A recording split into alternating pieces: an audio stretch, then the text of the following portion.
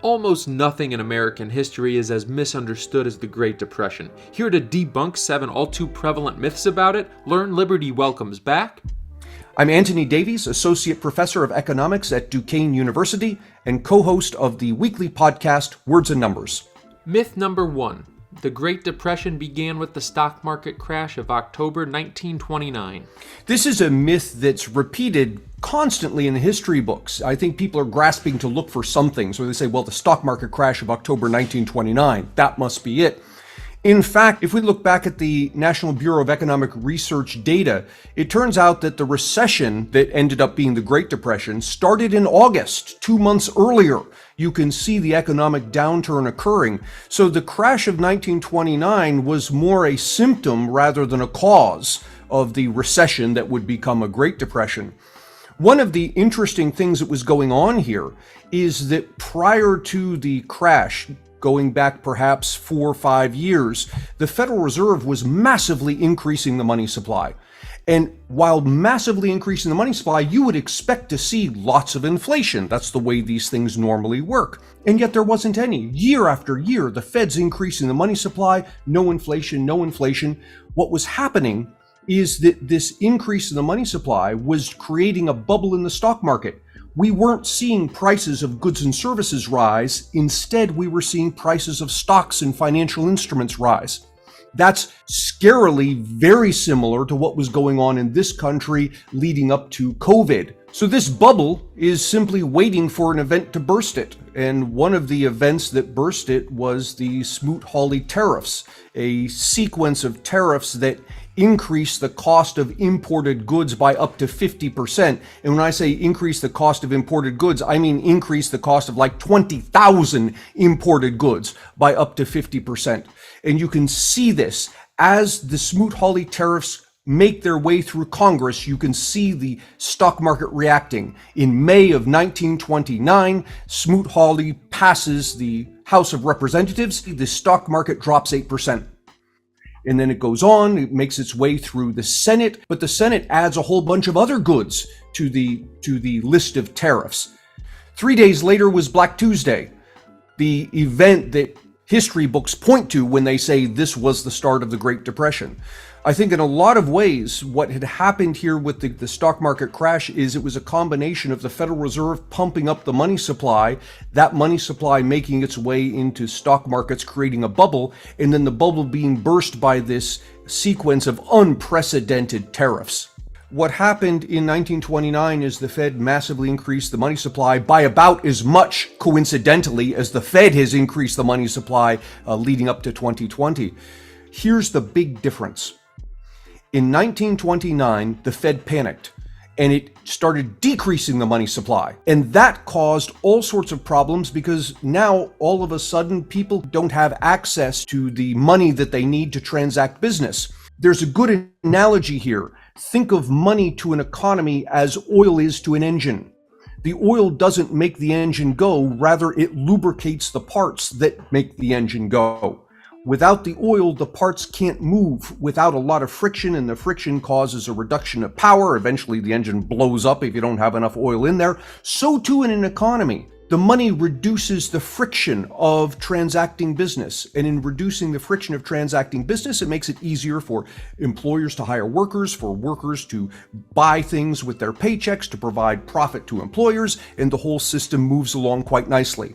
The Federal Reserve, in response to the stock market crash, massively contracted the money supply. That's something that the Federal Reserve is not doing today. Now, it is contracting the money supply to an extent, but not nearly to the extent that the Federal Reserve did back in 1929. Myth number 2. President Herbert Hoover's laissez-faire economic policies caused the Great Depression. This is very interesting because it's partially true. That is, Herbert Hoover's policies did exacerbate the Depression, but they weren't laissez-faire policies. That is, they weren't policies that were promoting free markets. They were policies that were promoting the control of the economy. And there are several things that Hoover did. One was the Smoot-Hawley tariffs. So Hoover was interested in protecting domestic industry from foreign competition. The tariffs made foreign imports much more expensive, and so Americans would have a tendency then to buy domestic goods rather than foreign goods. And that sounds very good on paper, except that the fewer foreign goods we purchase, the less money foreigners have to purchase American goods. And so you have a decline not only in imports coming to this country, but you have a decline in exports going out of the country. And this gets exacerbated by other countries that in retaliation impose tariffs on US exports. So this is the first thing that Hoover did. The second thing that Hoover did is he believed that the key to getting us out of recession, it wasn't a depression at this point, right? But it was a serious recession. The key to getting us out of that recession was to increase workers' purchasing power. And the way he did this was by strong-arming businesses not to reduce workers' wages. Keep those workers' wages up, he said, and this is going to help bring us out of the recession. Well, here's the problem. Herbert Hoover is saying that at the same time that the Federal Reserve is massively contracting the money supply. And the massive contraction in the money supply is causing prices of goods and services to fall. And so businesses are now caught in this pincer movement, where on the one side, the prices of their products are falling, on the other, they're under pressure to keep the wages up, and the businesses can't survive between these two forces. And so what do? Well, they start to lay off workers. If I can't cut back on my workers' wages, the next best thing is to lay some of them off to save money that way. And that contributed to what would eventually become a 25% sustained unemployment rate in this country. This is the second thing that Herbert Hoover did. The third thing that Herbert Hoover did was, in an attempt to protect American jobs, he put in place strict immigration controls. Not only did he reduce legal immigration to virtually zero, he increased efforts to deport illegal immigrants, which further exacerbated the problem of businesses that they can't afford to hire workers given that prices are falling. So when you look at the whole picture, you find that yes, Herbert Hoover's policies did contribute to an exacerbation of the recession, but they weren't laissez-faire policies. Things would have gone back to normal relatively quickly if it weren't for the various policies that were put into place. And I can give you an example of this. Almost all students know about the stock market crash of 1929. But when I ask them about the stock market crash of 1987, almost none of them have heard of it. The stock market crash of 1987 was of a magnitude similar to the stock market crash of 1929. And yet, 6 months later, there was no sign of a stock market crash. The economy went along and did its thing just as it did before. There was a bit of a recession thereabouts, but it wasn't any big deal. What was the difference? The difference was, in 1987, firstly, we didn't have all of these tariff and immigration policies that were enacted in 1929. Secondly, the Federal Reserve did the opposite of what the Federal Reserve did in 1929. In the wake of the stock market crash, the Federal Reserve panicked and contracted the money supply, which deprived banks and markets of the money they need to transact business. In 1987, the Federal Reserve Chairman, Alan Greenspan, the day after the crash, got on the news and said the Federal Reserve stands ready to make available as much liquidity as the markets need. And everybody breathed a sigh of relief that we wouldn't have to worry about the money supply being contracted. There will be financing available, there'll be money available.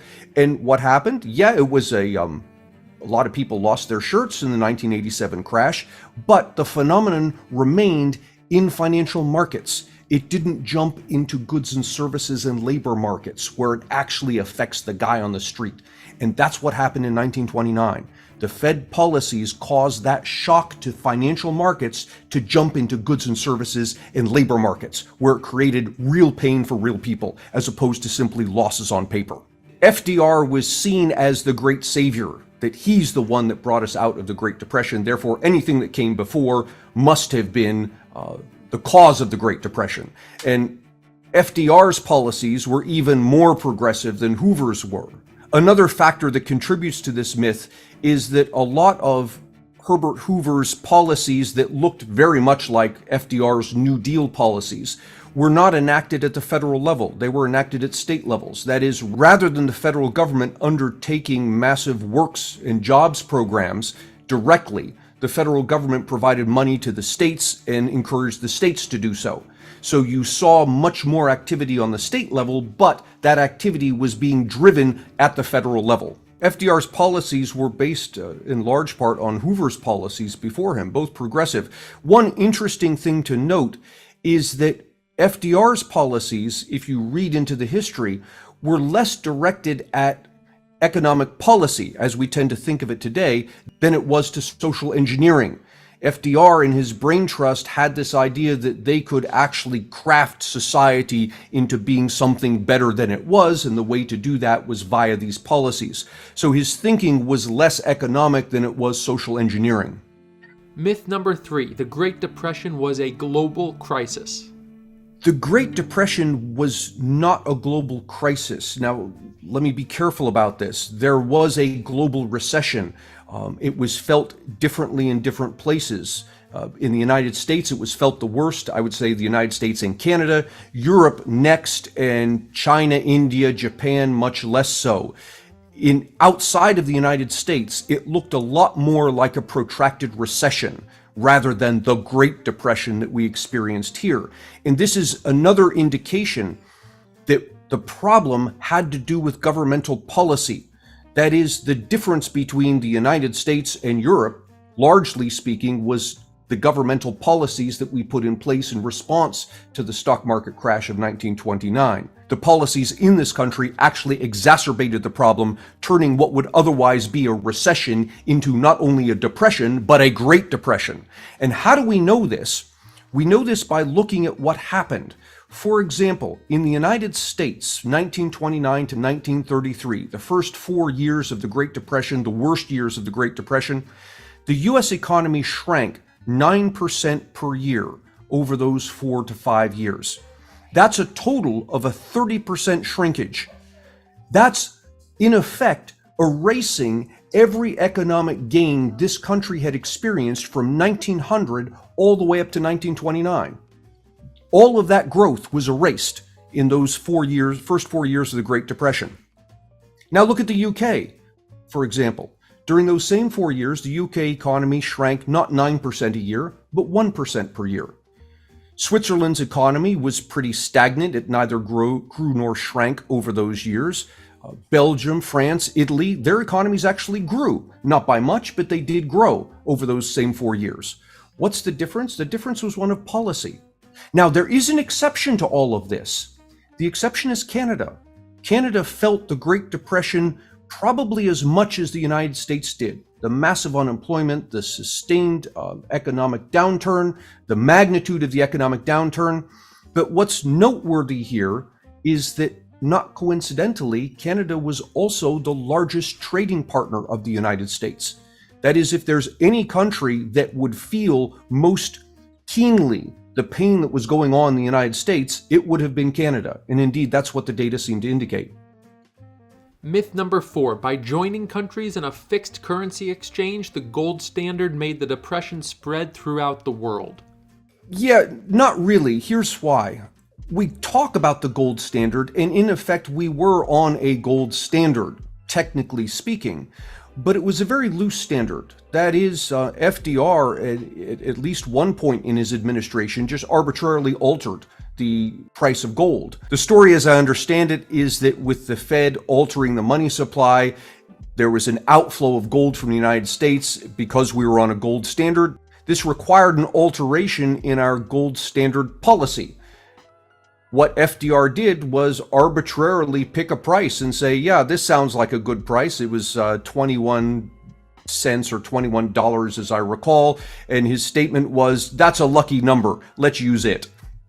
What he's doing there is allowing the Fed to inflate the currency by arbitrarily saying, okay, we're now no longer going to trade $1 of US currency for X amount of gold. We're now going to arbitrarily trade $1 of US currency for a smaller amount of gold. In that sense, yes, technically you have a gold standard, but the gold standard has no teeth because you're arbitrarily altering it to suit your economic needs. Myth number 5. Bank mismanagement and profiteering were responsible for insolvency and bank runs. This is a myth that recurs whenever we enter a period where people are upset with the banking system and lending. That banks somehow, because they were profiteering, because they were mismanaged, that's what led to the massive bank failures in this country. So the way to think about a bank as a business that uses an input just like businesses use and produces an output just like businesses do. Except with a bank, the input is people's savings and the output is loans. So for the bank to be able to provide loans to people for houses or educations or cars or whatever it is, it requires savings to come in on the other side. And then the profit it makes from that lending, the loans, it comes back and it's able to repay the savings that people put into the bank. If you run into a situation, as we did in the Great Depression, where the bank goes bankrupt, the people it loaned the money to can't afford to pay it back, the bank then has no money to pay back the savers who come to withdraw their money, and so the bank goes bankrupt. Another way the bank can go bankrupt is if people panic, the savers, and they come along and they say, I'm afraid your bank will go bankrupt, therefore I'm going to take my savings out. But when you take your savings out, you deny me, the bank, the ability to loan to other people, and so your fear that the bank would go bankrupt that causes you to withdraw your savings actually does cause the bank to go bankrupt. What led to the massive bank failures in this country was policy. That is, the government, concerned that banks may become too large and too powerful, enacted laws that prohibited banks from having branches. So you would have a local bank there in your town. There would be no branches, and certainly not any branches across state lines. That was even prohibited well into the 20th century. This sounds good on paper, because we now have a bunch of small banks. No bank's going to become big enough to control the system, and you have a tremendous amount of competition because there's thousands of these banks. Well, what happened? What happened is, with the crash in the stock market and the subsequent Federal Reserve decreasing the money supply, it made it very difficult for banks to do business. Banks couldn't provide people with their savings when they came to withdraw it because there simply wasn't enough money in the system, and so banks start to fail. Throughout the Great Depression, we lost in this country 1/3 of our banks, or roughly 9,000. 9,000 banks went bankrupt. Now compare this to Canada, which suffered the Great Depression almost to the same extent the United States did. Over the course of the Great Depression, Canada lost 0 banks compared to the 9,000 in the United States. What's the difference? The difference is that in Canada, banks were allowed to have branches. They were allowed to grow as large as the market allowed them to grow. And consequently, this enabled Canadian banks to do something that American banks were prohibited from doing, and that is to diversify. If you're an American bank, you're located in a town, you're not allowed to have branch offices, and so all of your lending, all of your borrowing is occurring locally. If something comes along, like a Great Depression, that hits many people in your town, you have no diversification. All of that economic pain is concentrated on your bank. Now, if like in Canada, you are allowed to have branch offices, branch banks, then a downturn in one geographic area could be balanced with stability in another geographic area, and the bank is able to diversify its lending and borrowing, and so the bank doesn't go bankrupt. It is this policy, the prohibition of branch banking and banking across state lines, that led to the thousands of banks closing in this country, which then further exacerbated the pain on Americans, because you go to the bank to withdraw your savings because you've lost your job, you now need something to live on, and you find that the bank is bankrupt and your savings is gone. In total, much of the pain, I would say well more than half of the pain that we experienced during the Great Depression, was due to the government attempting to prevent pain that it believes otherwise would occur. Myth number 6. The only thing, as FDR said, we had to fear was fear itself. He was on to something with that quote, to the extent that he could calm people and say, look, things are going to be okay. Don't rush to the bank and pull your money out. people will have a tendency, to the extent they listen to him, not to pull their money out, and that makes it less likely that the banks would go bankrupt. And so you have fewer bank failures. Now, the problem here is that FDR is relying solely on psychology. That is, if I can convince you that things are going to be okay, you'll act in a certain way such that things will be better than they would have been otherwise. In the crash of 1987, Alan Greenspan relied on psychology in the same way when he said the Federal Reserve stands ready to make available as much liquidity as the markets need. He was saying, in effect, the same thing. Don't panic. It's going to be okay. The Federal Reserve stands ready to do what's necessary so your banks don't fail. The difference is, when Alan Greenspan said it, he had behind him the ability to actually take action to make sure that banks didn't fail. FDR presented the reverse. On the one hand, he's saying to people, don't panic, and on the other, what he's doing is taking action to actually exacerbate the problems that they're already experiencing. Myth number 7. World War II ended the Great Depression. World War II did not end the Great Depression. It hid the Great Depression. We're in a period of massive unemployment, and along comes a war. And what happens? All of a sudden, your unemployment disappears because so many of these unemployed people are now drafted into the military and they're off fighting. So it looks like the depression has gone away because your unemployment rate has dropped. But if you look further at what happens after the war ends and those soldiers come home and now they're looking for jobs, you see the unemployment rate jump back up again. So the war did not end the Great Depression, it masked it. So in summary, if we were to ask what caused the Great Depression, there are basically 5 things. 1, poor management of the money supply by the Federal Reserve. 2, the Smoot-Hawley tariff, which made imports far more expensive than they were before. 3, wage controls that encouraged businesses not to reduce wages at the same time that the prices of their products were falling because of Federal Reserve mismanagement of the money supply. 4, immigration controls that prevented lower-cost immigrants from coming into this country and providing cheaper labor. And 5, banking regulations that prohibited banks from maintaining branches, thereby preventing banks from diversifying their risk across large geographical areas.